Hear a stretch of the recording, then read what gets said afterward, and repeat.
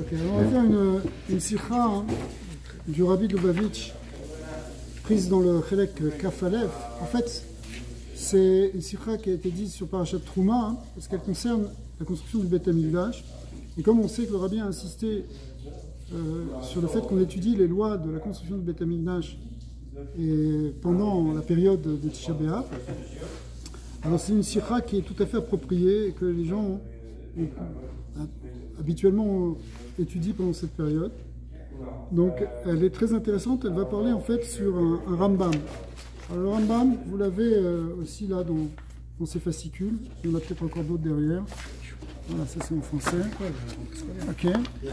Au Perek Dalet, au début du 4e Perek, et toute cette sikha va être basée sur cette halakha du Rambam, alors on va les lire directement dans le texte. Donc on est au chapitre 4, c'est le chapitre qui parle du Echal. Alors le Echal, dans le premier chapitre, on a vu, ça a été défini comme le lieu, il y en a d'autres encore, hein, si tu cherches, mais bon, de toute façon on va lire ensemble. C'est le lieu qui, tiens voilà, chapitre 4, c'est le Echal, c'est l'endroit où, en fait, où il y a en fait, tout ce qui est à l'intérieur du parvis, de l'enceinte du parvis du Beth Amikdash. Et donc là-bas, il va définir un peu la structure, dans le 4e Pérec, il définit la structure, comment il est construit, comment, en fait, toute la construction des meubles, pas des meubles au contraire, mais des mesures, des portes, des murs. Et la première chose par laquelle il commence, le Rambam, pour nous décrire ce Echal, c'est-à-dire le Beth Amikdash finalement, c'est le point central de ce Beth Amikdash, si on peut dire. On va voir d'ailleurs, le Rabbi va expliquer ça, que c'est ce qu'on appelle la Even Shtiya, la fameuse pierre qui était au milieu du Kodesh HaKodashim. Et voilà ce qu'il dit. Alakha Aleph. Even Haïta Kodesh HaKodashim, il y avait une pierre dans le Saint des Saints, Mema Ravo, du côté ouest du Saint des Saints. Alors, le côté ouest, ça veut dire au fond du Kodesh HaKodashim, parce que quand on rentre dans le Beth Amikdash, on va de plus en plus profond en allant vers l'ouest, contrairement à une synagogue où on se tourne vers l'est, en général, ça dépend où on est d'ailleurs, mais dans le Beth Amikdash, on avance vers l'ouest. Donc quand on dit que cette pierre était dans le Kodesh HaKodashim à l'ouest, ça veut dire qu'elle était pas simplement au milieu du Kodesh HaKodashim, mais plutôt vers le fond du Kodesh HaKodashim. Ulfanav, et devant elle, il y avait plusieurs choses. Il y avait premièrement Tzintzenet Aman. Le Tzintzenet Aman, c'est une urne dans laquelle étaient posés en fait des restes de la manne en souvenir, comme c'était une mitzvah Midoraita qui était donnée à Moshe Rabbeinu. Et miraculeusement, cette urne de marne, elle a demeuré, elle est restée là en réalité jusqu'à la fin du premier Beth Amikdash. Ensuite, il y avait aussi le Maté Aaron, le fameux bâton d'Aaron, celui qui avait fleuri, etc. Eh bien, il était là. Ubeet Shebana Shlomo et Abaït. Ouais, exactement. Et au moment où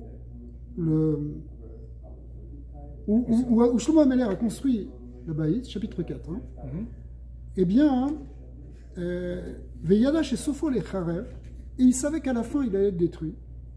Banabo makom ignozbo Aaron les mata bematmuniot amukot ve akalkalot. Alors, qu'est-ce qu'il a fait? Évidemment, on sait que dans le Kodesh HaKodashim, il y avait le Aaron Kodesh, qui est extrêmement saint, c'est probablement le Kéli le plus saint. Beroar HaKodesh, le Rabbi va montrer que c'était Beroar HaKodesh. Eh bien, Shlomo Ameler a vu que plus tard le Beth Amikdash a été détruit, 410 ans plus tard. Ouais. Et il a prévu le coup, en quelque sorte. Qu'est-ce qu'il a fait? Il a fait une salle cachée au fond, dans les profondeurs et dans les méandres des cavités sous le Kodesh HaKodashim. C'est-à-dire, pour y arriver, ça n'a pas l'air d'être facile. Et il a prévu ça pour pouvoir cacher plus tard le Beth Amikdash. Si jamais il va être détruit, effectivement, il va être détruit par les Babyloniens. Et pour pas qu'ils prennent le Aaron Kodesh, il a déjà prévu la cachette du Aaron Kodesh. Mais Yoshiyahu, c'est un des rois d'Israël, enfin des rois d'Yehuda, Amelech, Tziva ou Gnazo bemakom shebana Shlomo. Lui, donc, plusieurs centaines d'années après, lui qui est un descendant de Shlomo Amelech, à un moment, il a compris, il a eu un signe, qu'il devait cacher, c'était le moment de cacher le Aron Kodesh. Bien qu'en réalité, il n'était pas encore vraiment menacé, on n'était pas encore dans... C'est pas sous sa génération que le Beth Amikdash a été détruit. Au contraire, il était même dans une certaine faste, une certaine opulence, tout allait bien, au moment du Yoshiaya. Mais il a compris, mais Nachamaim, que c'était le moment de cacher le Aron Kodesh. Et donc il l'a caché, et depuis il n'a jamais été trouvé. Petite parenthèse, dans les années 60, 70, je crois, il y a eu des fouilles qui ont été faites devant le Kotel, et on a commencé à chercher, même frénétiquement, l'endroit qui pouvait se rapprocher le plus du Kodesh et Kodeshim. Et à un moment, le Rav du Kotel, qui à l'époque était Rav Getz, qui était aussi un grand Mekoubal, parce que c'était les rochers Mekoubalim de Bethel, le Shivat Bethel, qui est d'ailleurs dans la ville, et il a perçu, il a senti qu'ils atteignaient vers quelque chose d'important. Alors, il y avait lui aussi, c'était une affaire politique aussi, le Premier ministre. Qu'est-ce qu'il a fait en tout cas hein? Il a compris qu'il y avait quelque chose. Avant de continuer, il a demandé au Rabbi Lubavitch. Il a demandé au Rabbi, est-ce qu'il doit continuer? Le Rabbi a répondu immédiatement qu'il fallait arrêter tout de suite tout. Que c'était une sakanat nefashot, si on creusait encore un peu plus, c'était un très grand danger. D'accord. On sait qu'il y a eu des gens qui sont descendus, qui ne sont pas revenus. Ah ouais, on connaît cette histoire. 60-70, c'est pas... Enfin, dans l'histoire, on a plusieurs témoignages de gens qui sont descendus, qui ne sont pas revenus. Un endroit extrêmement kadosh, c'est une sakana, on ne peut pas y aller avant que le temps soit venu. Alors donc, le Beth Amikdash, même s'il a été détruit, le Aron Kodesh, il est en dessous. Ça, c'est notre Kabbalah, et c'est comme ça qu'est possèque le Rambam. C'est une halakha ici. Donc, suite à la destruction du premier, tout a été ensuite caché, avec 70 ans de temple. Avant même la destruction, il a été caché. À l'époque du roi Yoshiyahu. Ça, c'est le premier Beth Amikdash. Je parle du premier Beth Amikdash parce qu'après, dans le deuxième Beth Amikdash, il n'y avait pas de Aron Kodesh. Vous savez ça? Dans le deuxième Beth Amikdash, il n'y avait pas de Aaron. Il y avait le Kodesh à Kodeshim, mais il n'y avait pas le Aaron dedans. Ils l'ont gardé caché. Il n'a pas été ressorti. Il sera ressorti que par le Mashiach. Ah, ça, j'ai jamais su. Wow. Toi, tu sais ça. C'est ce qu'on apprend ici. Waouh. Tu vois, on apprend plus. Ok. Parce que alors, personne, je me souviens un peu plus loin dans le... Parce que personne connaissait la cachette. Il y avait certains qui la connaissaient. Ah. Mais depuis... Il fallait pas le sortir. Depuis, elle a été oubliée exactement. Mais on sait qu'elle est dessous. On sait que non, je ne parle pas de nous à notre époque. Je parle à l'époque entre le premier et le deuxième. Il y avait 70 ans. C'est ça. Alors, on va voir qu'il y a peut-être des raisons pour lesquelles ils ne l'ont pas ressorti. Alors, on saute un petit peu. Après, le Rambam, il continue. V'inignizu imo maté Aaron vetzitzenet ve'shemen amishra. Donc, il n'y a pas seulement ça qui a été caché.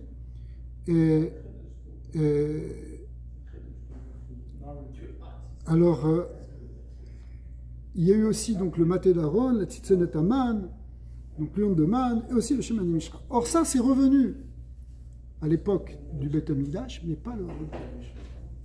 Bah quoi? Pas le Aron Kodesh. Le Aron Kodesh, ils l'ont pas. Mais quel rôle il avait l'Aron Kodesh dans le Beth Est-ce qu'on Amikdash? pouvait faire le service?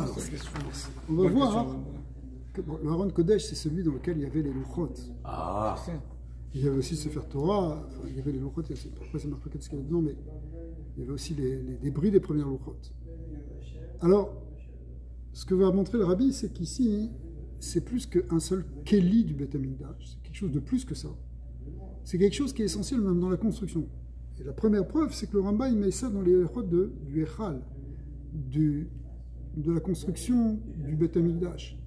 il n'en parle pas hein, comme étant un Keli. Il y a d'autres prakim où il parle des Kelim du Beth Amikdash. Comme la menorah, par exemple. Comme la menorah, comme le Shulchan, comme le Misbéa. Ça, il en parle. Et les choses du Vatican, ils sont là-bas? Ce ne sont que des copies, d'après notre Kabbalah. Ah, c'est ça. Wow. Ce que les Romains ont pris et qu'ils ont amené à Rome, ce sont pas les objets originaux. Les objets originaux, ils ont été cachés. Faut être déçu, hein, quand tu vas chez eux. Ah oui. Mais il y a des gens qui ont vu, comme Voilà, Rabbi oui. Haim Tayeb, le Tzitz, du Kohen Gadol. On va leur envoyer un texto. Made in China. Je sais pas, c'est ça que j'ai entendu. Avec une Alors, on saura peut-être un jour, il y a plusieurs années. Si tu le dis.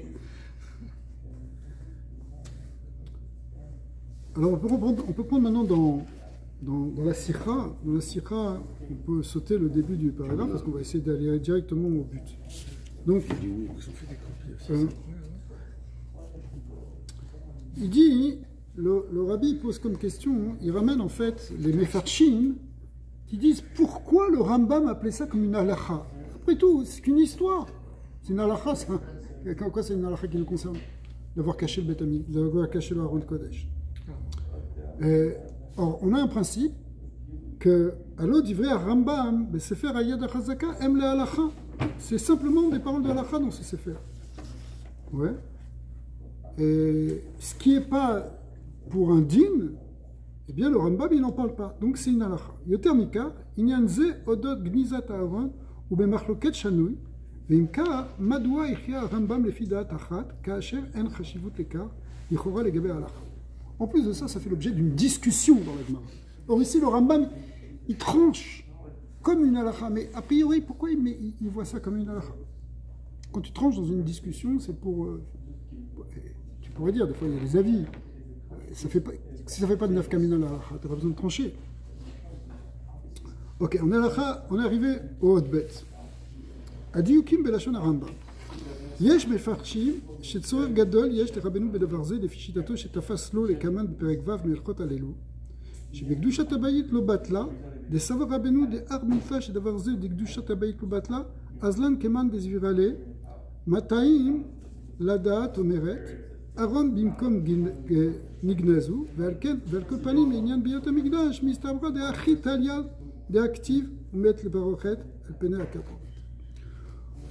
Alors, il y a des Mefarshim qui expliquent qu'en réalité, bon, le Rambam il vient juste nous dire ici que c'est pour dire que, bien qu'on ne voit plus le Haron Kodesh, malgré tout, ça n'a pas empêché de continuer la Avoda.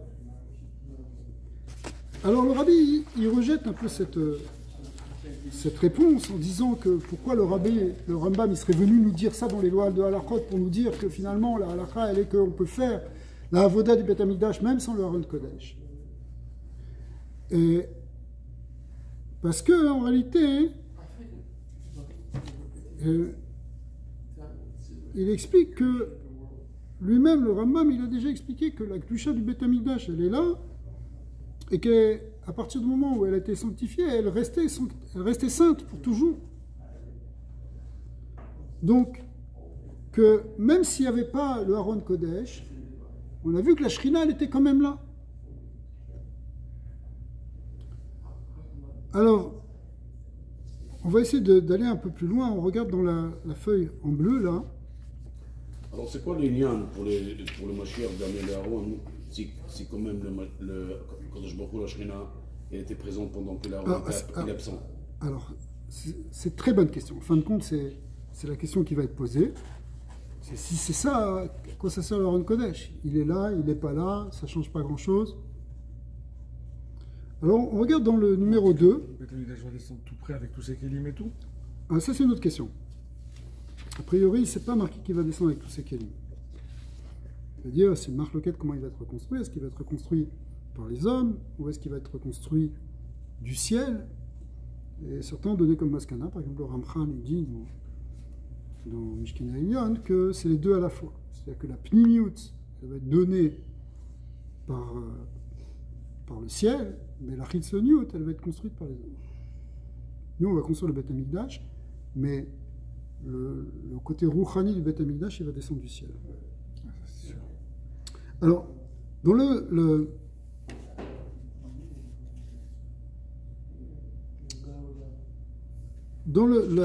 deuxième hôte, dans le numéro 2, ici, en fait, c'est le Rabbi qui a ramené le Yahabetz. Yahabetz, c'est un des commentateurs du Rambam.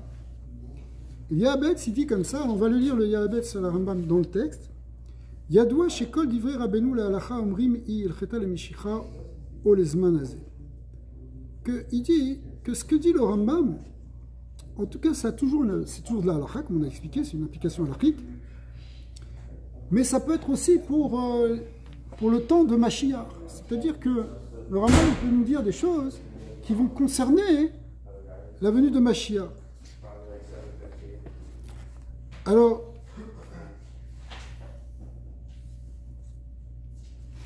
et qu'est-ce qu'il dit? ודברים שאין יוצא מאין דין מהדינים לא מוסר והנהגה וידיעת וצריכה אין מדרכו ז"ל לטפל בהם בחיבור זה כל שכן הדבר במחלוקת שנו. Donc ça c'est, en fait on a relu ce qu'on a lu un peu dedans. Alors on passe à Hôte 3. Il dit comme ça. Il ramène ici donc la suite du Likutei Sichot qui dit מזה שהרמב"ם הכליל ההלכה עוד גניזת הארון בפרק ד' Adan Betsurat Abayit, étant donné que le Rambam il a rentré ça dans le 4e Pérec qui parle de la construction et de la forme, et des formes et des mesures du Baït et non des Kelim. Mouchad shel da'ato Aaron eno rak keli animsa bekodesh hakodashim. Ça c'est une preuve que le Aaron Kodesh c'est pas simplement un des Keli qui se retrouve dans le Kodesh hakodashim. Ouais, c'est plus que ça. Et là où Chelek Shel Mivne Kodesh HaKodashim Atzmo, c'est une partie intrinsèque de la construction du Kodesh HaKodashim. Qui Aaron offert Bet Hamikdash les Baït Lachem.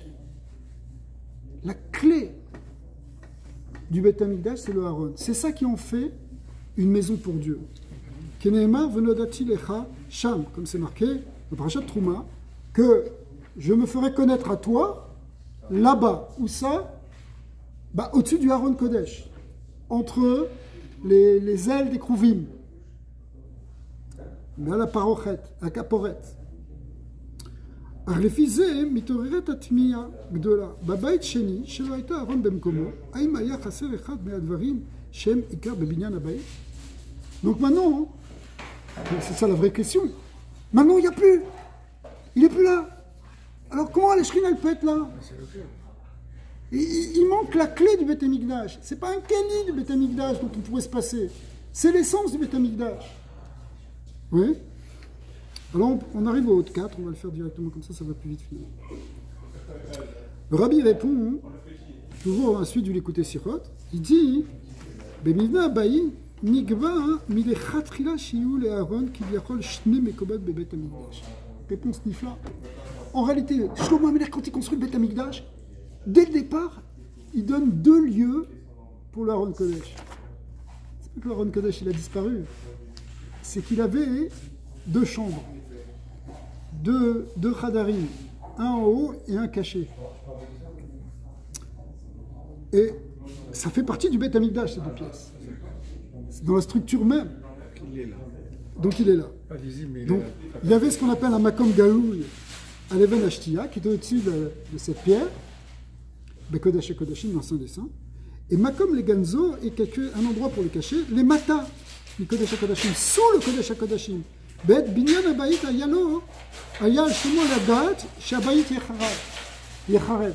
Shlomo HaMelech, il devait savoir, et il a su, par roi HaKodesh, au moment de la construction, il savait que ça allait être détruit. D'accord? L'unit Sava, ou Banat Makom Agniza, donc, Milechatchila, il a construit cette cachette.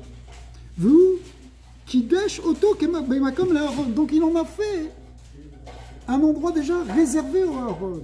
Un endroit qui a déjà la Gdusha pour recevoir le Aaron. Est-ce qu'il a pris une référence de quelque part en faisant ça?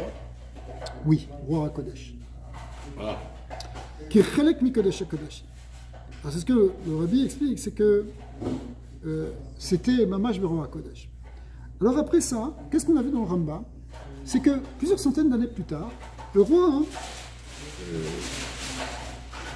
Yeshayahu a caché. C'est lui qui a pris la responsabilité maintenant de changer de place le Kodesh HaKodashim.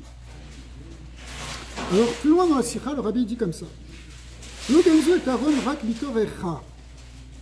Quand le Aaron Kodesh a été caché, c'était pas simplement parce qu'il n'y avait pas le choix, parce qu'il fallait le faire, parce que c'était dangereux. C'est-à-dire Beth Achorban. Il n'a pas été caché au moment de la destruction. C'est pas quand on a vu les Babyloniens qui arrivaient qu'on s'est dit vite, il fallait cacher le. Et là, Gam Kacher Beth Amikdash doit être Besakana Klal. Le moment où il a été caché, le Beth Amikdash n'était pas encore du tout en danger. C'est fiché, il y a Doua Atzma Israël, pardon, Otzmat Israël, Betukfat, Yoshiahu. Au contraire, Israël était dans sa toute-puissance. Yoshiahu, pardon, c'était le roi Josias. C'était un roi puissant. Au Ficha, Mevi Rambam, Gam et Sium Apasuk, En Achem Masa Baketef Ata, Ivdou et Hashem Elokechem. Ça, c'était ce qui était dit normalement aux Lévim, que les Lévim devaient porter les Kélim sur leurs épaules.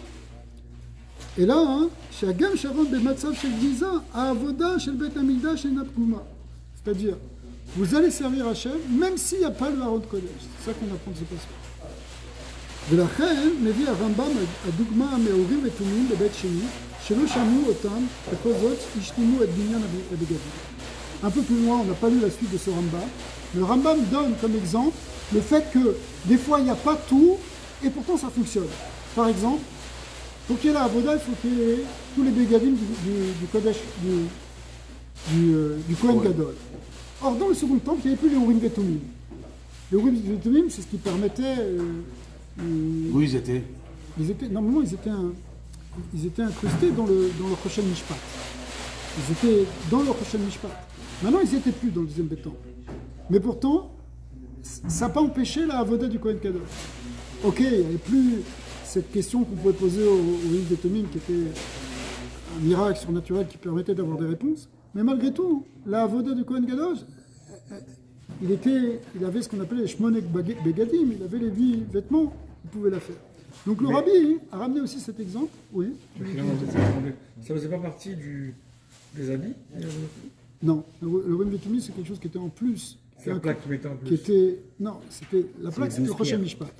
Et en plus du Choshen Mishpat, il y avait 2 pierres qu'on appelait les Urim Vetumim. Ah, je crois que c'était les 12. Ouais, c'est ça. On m'a renseigné. Ah, ok, grâce à elle, effectivement, ça permettait de faire clignoter les 12 pierres, elles se mettaient à clignoter ou refléter. Et grâce à elle, on avait un certain nombre de réponses. Ça, c'est Urim Vetumim, les 12 pierres. Non. Ah, je me confonds, je m'écris là. Les Urim Vetumim, c'est ce qui permettait. C'est ce qui permettait d'activer les 12 pierres. Ah, ok. Et c'était 2 pierres distinctes. Ouais, elles étaient enchâssées dans le. Elles étaient enchâssées dans le. C'est notre question. Dans la même plaque. Dans le Choshen Mishpat. Mais maintenant, ça c'est ce qui permettait. Commandez le livre avec les photos. C'est ce qui permettait d'activer les réponses qui étaient données grâce. Après, les pierres, elles pouvaient clignoter. Quand on posait une question, elles s'allumaient, ou elles reflétaient, ou elles brillaient. Et comme il y avait des lettres qui étaient écrites dedans, ça permettait d'avoir des mots. Quand on avait des mots, ça permettait d'avoir des réponses. C'est un texto. Un texto, c'était déjà le texto de l'époque. 6. On fait en raccourci aujourd'hui.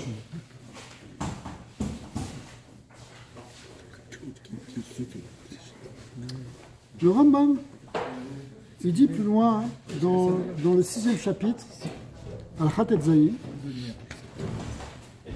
il dit Kedusha Rishona Kitcha Yatidlav.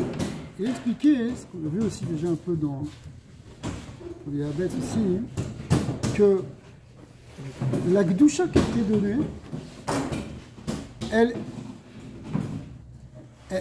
elle s'imprime pour le futur. Autrement dit, Shlomo Ameler a construit le Beth Amikdash. Il a mis une gdusha. Qu'est-ce que ça veut dire mettre une gdusha? Parce qu'il faut comprendre, une gdusha c'est un terme un peu abstrait, mystique.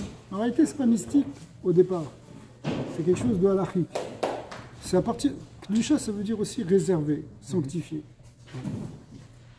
Si par exemple c'est Aaron Kodesh, magnifique. À partir du moment où on dit qu'il est un Aaron Kodesh, il prend la Kedusha d'Aaron Kodesh. Si on n'a pas dit ça, ça reste une armoire. Une armoire. À partir du moment où on dit ça, je réserve ça pour en faire un endroit pour poser les Sifrei Torah, c'est un Aaron Kodesh, je lui transfère une certaine Kedusha. Kedusha qui concrètement se traduit par le fait que je ne pourrais pas en faire un autre usage, par exemple. C'est ça la Kedusha. La Kedusha, c'est réservé. Comme une femme d'ailleurs, quand on se marie, on dit Ariat Milkudesha. Ça veut dire qu'elle est Asura le Koladam. On l'a réservée. D'accord. Quand tu dis, tu écris des tefilin, tu dis les Shem Kedusha, Ktivat Sefer Torah ou Ktivat Shem Kedusha Tefilin, dis ça, alors l'écriture donne une sainteté au parchemin qui fait que tu devras le cacher maintenant, tu dois le mettre avec Nisa, il y a une Kedusha, tu peux plus en faire n'importe quoi. D'accord? Parce que tu l'as sanctifié. Alors, la sanctification qui a été faite à l'époque de Shlomo, on pourrait croire qu'elle disparaît avec la destruction du Beth Amikdash. Quand le Beth Amikdash il est détruit, bon, il n'y a plus de Beth Amikdash, maintenant tu reconstruis un nouveau, ben, il a perdu sa sainteté. Il faut à nouveau le déclarer saint, il faut à nouveau faire un rituel ou une proclamation qui va pour le sanctifier. Alors le Rambam il est posé que non, que à partir du moment où ça a été sanctifié au départ, ça reste saint pour l'éternité. Même si c'est détruit et reconstruit, c'est automatiquement kadosh. Et c'est même avec le même niveau de Gdusha. D'accord. Je peux pas... Hein. Vous comprenez l'idée? Ça veut dire que on aurait pu croire qu'une fois que le Beth Amikdash est construit, bon, ben maintenant tu reconstruis un édifice, il faut tout refaire. Non, la Kedusha elle est là. La Kedusha de l'époque de Shlomo elle est là. Et elle est là pour la Tidlavo même à l'époque de Mashiach. Ça donne une dimension en fait, d'éternité du Beth Amikdash. Le Beth Amikdash à ce moment-là, hein, il est, même si physiquement il est détruit, spirituellement il n'est pas détruit. Puisque la Kedusha reste. C'est-à-dire que, en quelque sorte, le corps du Beth Amikdash a été détruit, mais pas l'âme du Beth Amikdash. Pas sa neshama. Ouais. Mais est-ce que c'est quoi? C'est parce que sa fonction est la même? Non, c'est pas ça de comprendre.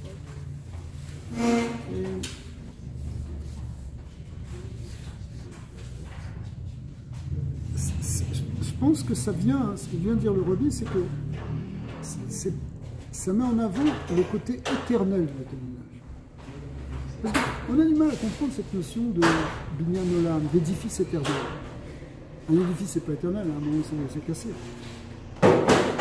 C'est cassé physiquement, mais pas spirituellement.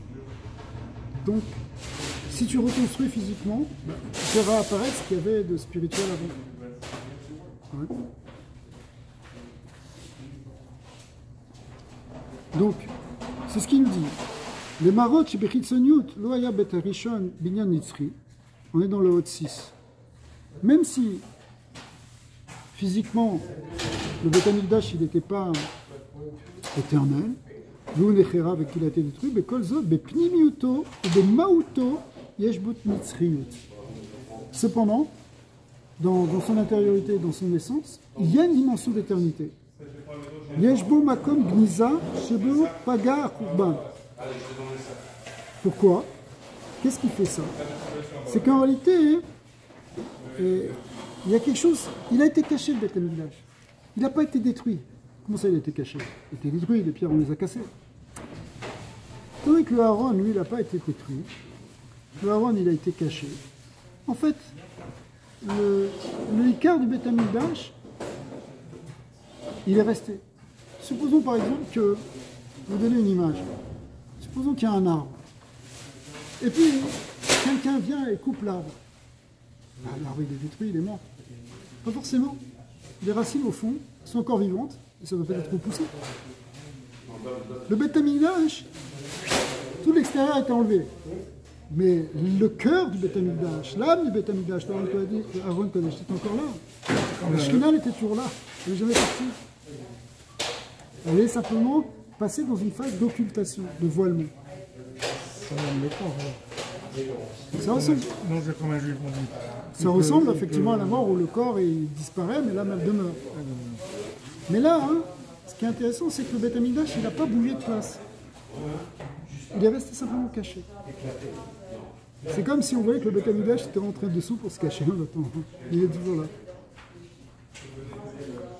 D'accord? Parce que tout le Beth Amikdash, c'est du spirituel.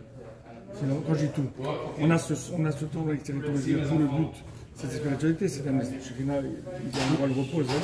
C'est là qu'on voit la notion de pnimiut et de chitzoniut. C'est pour ça que quand on dit ici que la pnimiut elle va redescendre du ciel, ça veut dire que ça va réapparaître. En le construisant, on va faire réapparaître l'essence du Beth Amikdash. Donc, c'est ce qu'il nous dit, Valzé, chez le Chet Bait Amikdash, Im Beikar Bait Echad, Gvar Babait Rishon Nikvar Kelek Shium Dechat Chila Lishatu Leakid Lavo Nitzki. Donc en réalité, c'est vrai qu'il y a 3 Beit Amikdash, le premier, le deuxième et le troisième qui va être reconstruit, mais 9h30, bien que ça va être, bien qu'il va être construit, en réalité, c'est l'aspect éternel, du Beit Amikdash qui va se retrouver dans le troisième. C'était celui du premier, qui était là depuis le début. Ok, on va passer au Hot 7. On va parler sur, finalement, c'est les Goïms qui ont détruit le Beit Amikdash, d'abord les Babyloniens, ensuite les Romains. Est-ce qu'ils ont ce pouvoir ou est-ce qu'ils n'ont pas ce pouvoir? Ouais. Alors Rabbi dit comme ça, Beit Amikdash, qui chez l'Atzmo, lo yitachen Hurban. En réalité, d'après ce qu'on vient de dire, la destruction elle n'est pas possible. On ne peut pas détruire puisqu'il est éternel, puisque c'est quelque chose de divin. Alors, si c'est comme ça, à Goyim, Bekochot Atzman, Enam Yecholim Lishlot, Chaz v'Shalom Bebeit Amikdash. En fait, les nations n'ont pas le pouvoir de dominer le Beit Amikdash. À Beit l'Hashem, la maison elle appartient à Hachem. וכפי שהוא בין נוגע ליהודים בכלל, שגוי שלעצמו, אין בכוחו לשלוט על היהודים. Rabbi ramène cette idée qu'il développe souvent, c'est que même un juif, théoriquement, dans sa nature divine, il ne peut pas être touché par les nations. Même si, physiquement, parfois, même moralement, ils ont essayé de le détruire, mais en fin de compte, on n'est pas détruit. D'accord? Et là,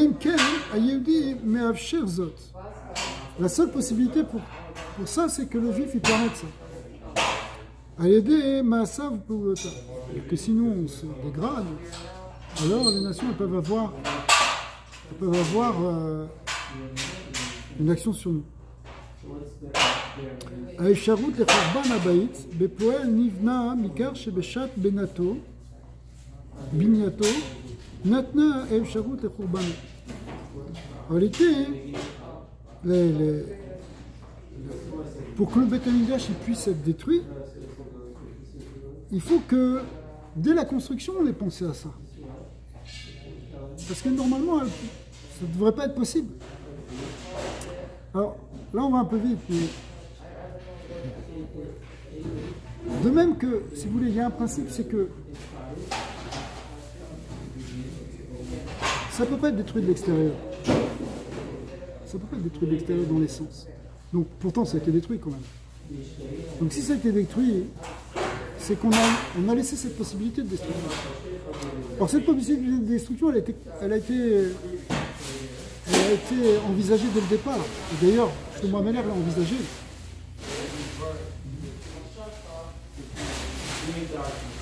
Oui. Et vous avez dit que c'était le roi Kodesh. Il a envisagé, grâce à ou avec le roi Rash Kodesh, il a envisagé qu'il y aurait la destruction. Donc, האפשרות לחורבן הבית בפועל נבנה מכך שבשעת בנייתו ניתנה האפשרות לחורבן, כאשר שלמה הכניס אפשרות זו בתור הבניין עצמו. C'est Shlomo Ameler qui a rentré ça dans cette possibilité. Au moment, il a rentré cette possibilité, excusez-moi, au moment de sa construction. Alors, on est obligé de dire ça. S'il est éternel, c'est que Shlomo Ameler, il a rendu ça possible. Si c'est comme ça maintenant, on peut se demander pourquoi. Pourquoi Shlomo Ameler, il a envisagé la destruction. Moi, tu es en train, c'est comme si on est en train de construire ici, on pense déjà comment ça va être détruit. La vérité, c'est qu'on pense déjà qu'on va le démonter un jour. La même chose. Mais quand même, c'est pour ça que tu l'as construit de manière démontable, n'est-ce pas? Alors le rabbi demande, Behemet, Gam Bechukman Noga Mevi, ou Mevi les Tachit Binyan Abayit. On sait que finalement, même la destruction du Beth Amikdash, c'est juste une étape dans sa construction. Le but, c'est d'avoir le troisième Beth Amikdash, il fallait qu'il soit détruit. Il y a beaucoup de choses qui ont été dites là-dessus. Il faut que ce soit une jvira, une destruction pour reconstruire. Alors, באמת גם בחורבן נוגע ומביא לתכלית בניין הבית.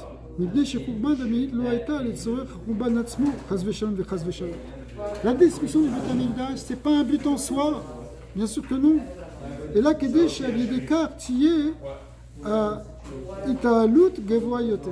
C'est pour amener une plus grande élévation.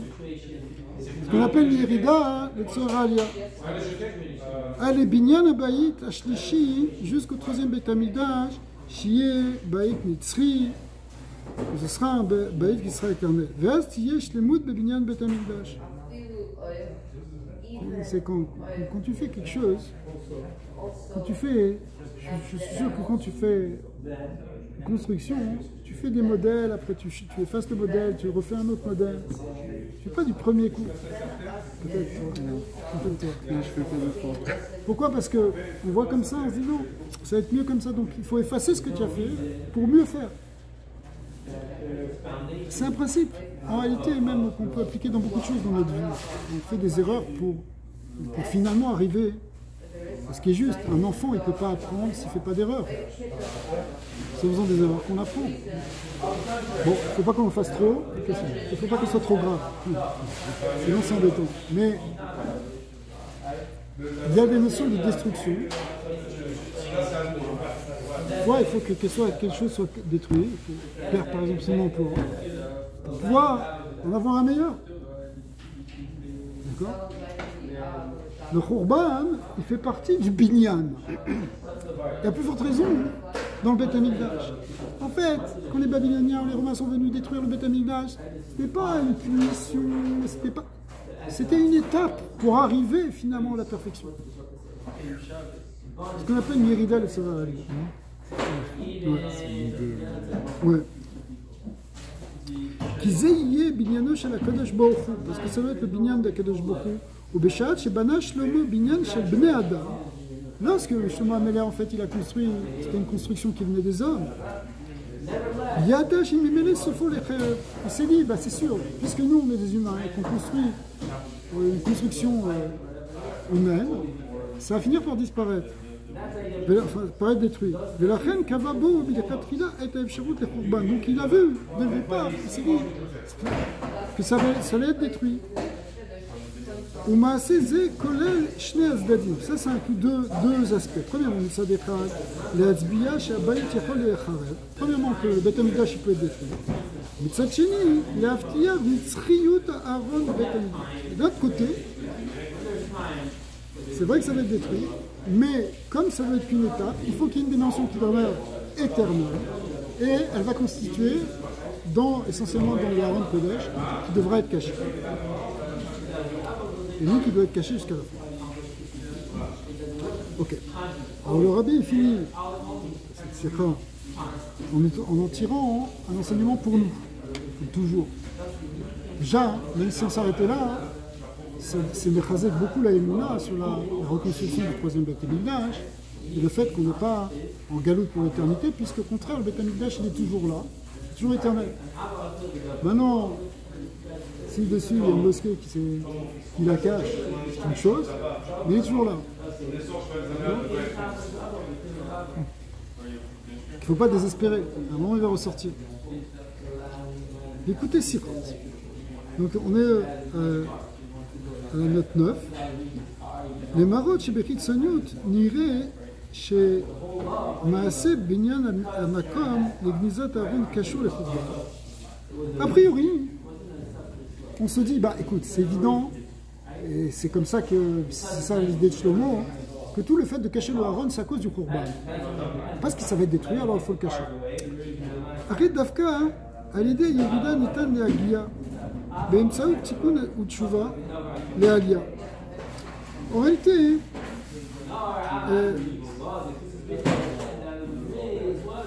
si on comprend que cette destruction, elle n'est pas simplement là pour être une destruction, mais elle est là pour être une reconstruction, pour être une élévation. Alors en fait, le fait de cacher le Haron, c'est pas simplement parce qu'on a peur que ça va être détruit. C'est que c'est un moyen d'arriver à cette élévation. C'est-à-dire le fait qu'on va cacher le Haron Kodesh, ça fait partie des étapes de l'élévation des choses. Demain, on va se taper le grand là-bas. Ok? Là, mon fils. Rezé Dafka, Aliede Ayerida, Nitan Agia, même ça, Tikkun Tshuva le Alia. Aliede Kar, Mitgale, Adarga, Shel, Matmuniot, Amukot.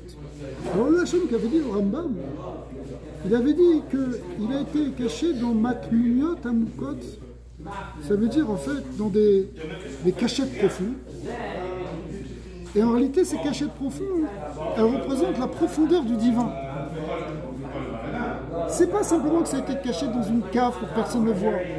C'est que c'est pour aller sortir ensuite et révéler quelque chose qui est profond et qui vient du divin. Le Ron Kodesh, il va révéler les matmouniot, il va révéler les profondeurs et les cachettes secrètes. Ça fait référence à ce qu'on voit dans la Chassidut, qu'il y a plusieurs niveaux de dévoilement du divin. Il y a le dévoilement de la lumière divine, qui est là dans la création, plus ou moins, suivant les mondes dans lesquels on est. Dans les mondes supérieurs, il y a plus de dévoilement de lumière. Dans les mondes inférieurs, elle est plus cachée, donc il y a moins de dévoilement de lumière. Mais on attend quelque chose de plus profond et qu'on peut même révéler, et qu'on doit révéler dans ce monde d'en bas. C'est quelque chose, c'est une révélation non pas de la lumière d'Hachem, mais révéler la profondeur d'Hachem, l'essence d'Hachem.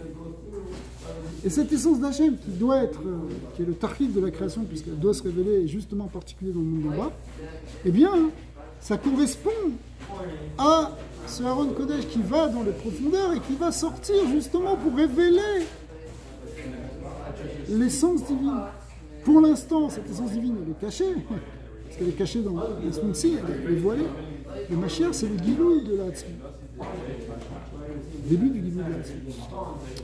Donc l'Aaron Kodesh, c'est pas qu'il a été caché parce que on avait peur que quelqu'un le vole. Ça n'a rien à voir avec ça. Ça, c'est... On pourrait croire comme ça. C'est plus que ça. C'est qu'il a été caché parce que on va creuser, on va aller chercher en profondeur, révéler Hachem encore plus. Et c'est ça la notion de destruction du Beth Amikdash, c'est pour arriver au troisième Beth Amikdash dans lequel le Gilouï va être encore beaucoup plus profond. Ce qui va se révéler de Dieu, ça va être plus profond que ce qui se révélait au moment du premier Beth Amikdash. Donc Shlomo Ameler, de la construction, il voit déjà toutes ces étapes.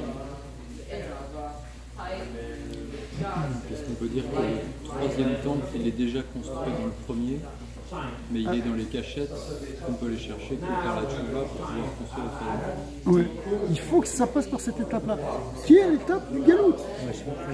Parce qu'en fin de compte, il va être caché pendant tout le galout. Même deuxième Beth Amikdash, on pourrait dire c'est une forme de galout par rapport au premier. Donc, il est caché pendant tout le galout. Effectivement, dans le galout, le Ham Israël, il cherche Dieu qui est voilé, mais parce qu'il cherche Dieu qui est voilé, il touche l'essence divine. Et il la révèle.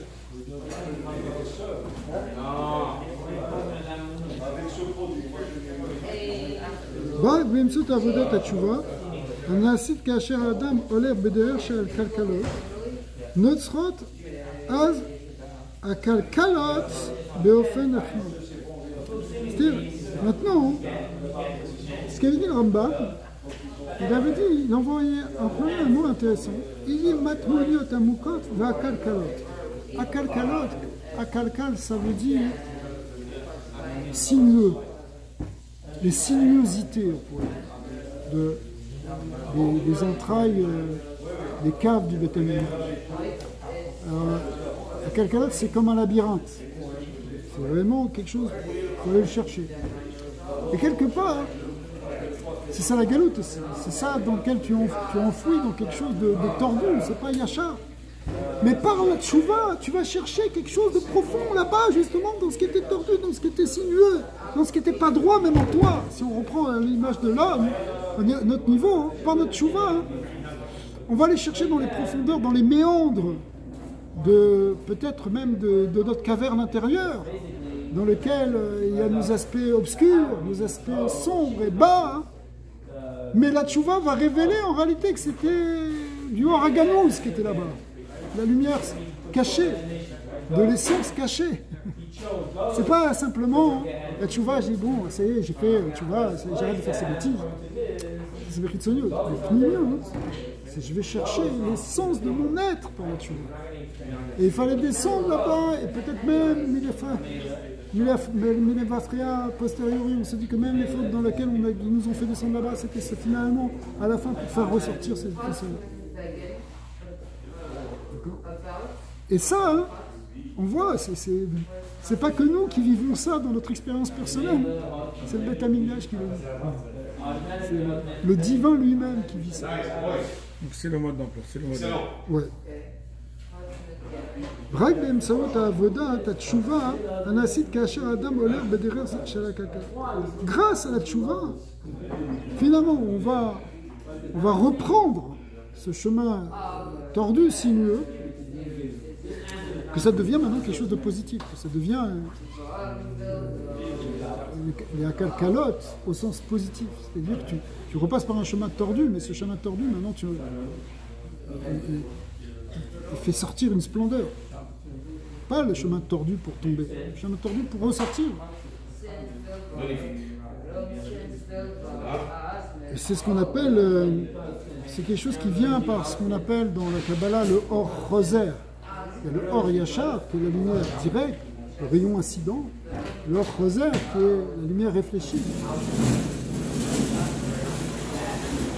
Quand tu reviens par la tchouva, tu ramènes ce qui a été descendu, mais tu le ramènes avec tout ce qu'il y avait en bas.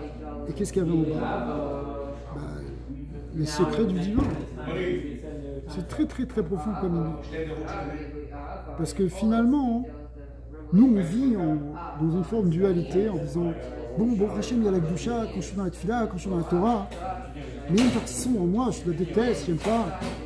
J'ai pas envie de rentrer dans ça, c'est tout le Yetzara, truc, et ces frustrations, et ces mauvaises émotions, et ces tavotes, et ces jalousies, et ces désirs d'orgueil, et ces désirs de kavod, et ces désirs d'argent, tout ça, c'est pas bon spirituellement. D'accord? C'est les choses, c'est mon Yetzara, c'est ma profondeur. Ok, alors il faut que je m'en détache. Je vais que vers la lumière, je cours vers la lumière, et je refuse l'obscurité. Ça ne marche pas comme ça. Tu es dans ce corps obscur, tu es dans ces midotes-là, il faut que tu fasses quelque chose avec. Il faut que tu ailles chercher dans ça, en fait, Hachem. Il faut que tu ailles chercher même l'essence divine. Évidemment, ça ne veut pas dire tomber dans la Vera pour trouver Hachem. Parle dans le processus de Teshuvah. Le processus de Teshuvah, tu vas repasser par ça. Tu vas repasser par tes... Tu vas affronter, tu vas te retrouver dans ton obscurité, et là-bas il faut que tu trouves Hachem. C'était dit de plusieurs manières, suivant les différents maîtres, mais c'est ça l'idée.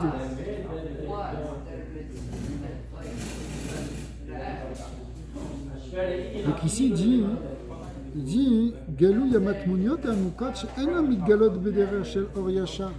Tu ne peux pas les dévoiler simplement par la lumière. Et là, derrière, chez Or Roser, par la lumière directe. Et par la lumière, réfléchis, c'est ce que tu vas chercher de l'autre côté. Pas la lumière de la Sitracha qui est là pour t'éblouir et te faire croire. C'est ce Ornoga là, qui est là pour te faire tomber avec ses paillettes. C'est ébloui par le Yetzirah. On ne parle pas de celle-là. Ça, c'est une fausse lumière. C'est hors cher, trop cher. On ne parle pas de celle-là. On parle de quelque chose qui n'est pas lumineux au départ. Qui est l'essence. L'essence, elle est cachée. Mais quand tu vois, tu la fais ressortir. Elle devient une lumière. Ce qu'on appelle le opposé. Et ça va se révéler de manière effective dans le troisième Beth Amikdash. Abinyan anitzri, le binyan éternel, shibane vigale bimera biyamenu, amen, mamash. Ya ya ya ya ya.